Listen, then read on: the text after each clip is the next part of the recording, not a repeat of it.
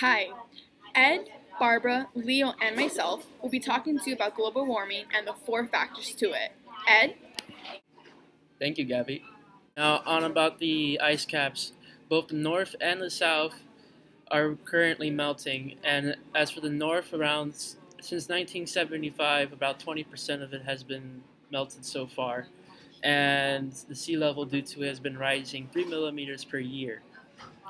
As for habitat loss, so far there's been a significant amount to the point where the polar bears and the seals, their prey, have been lowering in population steadily since early 2000.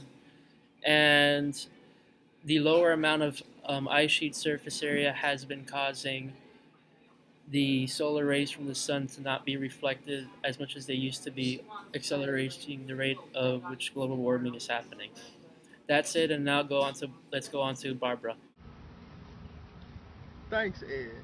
I will be discussing how greenhouse gases are affecting global warming.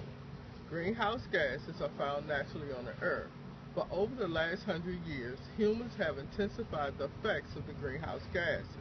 Since our population has skyrocketed, we must produce more electricity and other goods, as well as we're burning more fossil fuels, which in turn raises the rate of the greenhouse gases in our atmosphere.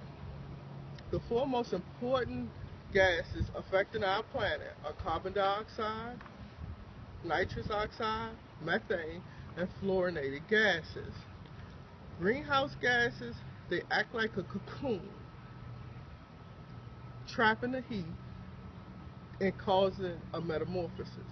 The average temperature has risen by 1.4 degrees Fahrenheit and is projected over the next century to rise between 2 and 12 degrees Fahrenheit. The climate and weather will be affected greatly by these temperature changes. If we continue emitting greenhouse gases at these levels, the Earth will not be a sustainable planet to inhabit. The next voice you'll hear will be Gabby, who will be talking about the fertility rate. Thank you. Thank you, Barbara. Right now, our world is overpopulated by 7 billion. There are three theories to this. The first one is our population is going to increase more. The second theory is our population is going to decrease. Or the third theory is that our population is going to stabilize.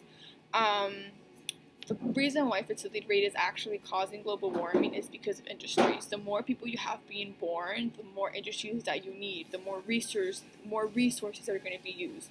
And what's actually going to happen at the end is that we're going to have very little resources by probably in a century or in a decade that it can cause an outbreak. We can use an example is for the U.S. the fertility rate is 1.9, which is average, which is pretty average. It's okay. But if you were to go to Zimbabwe or you were to go to India, the fertility rate is 5.7. The reason for this is because the women are actually not being educated of their sexuality and are not being given options due to religion and culture.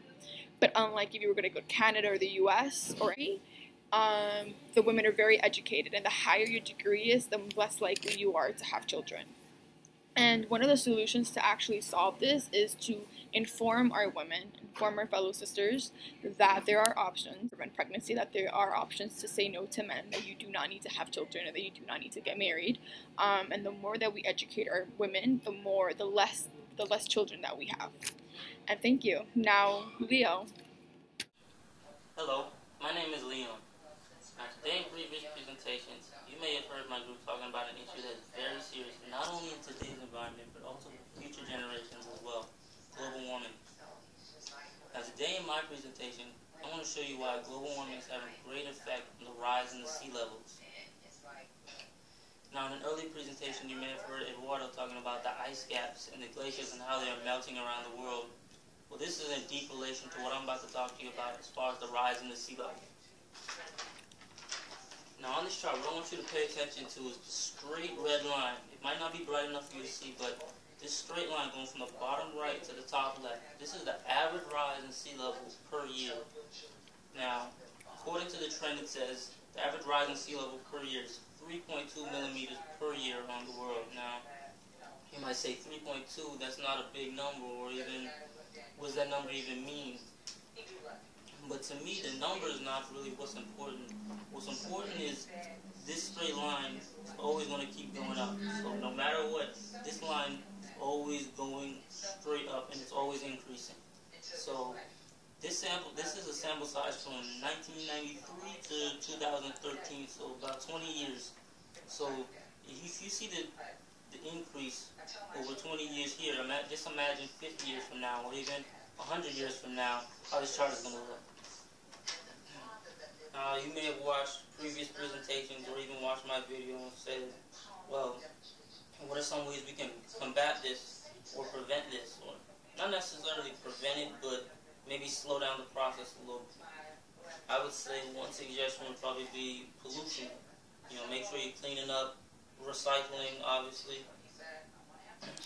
Another suggestion would probably be to driving less, probably riding your bike to work or school more instead of always taking the car.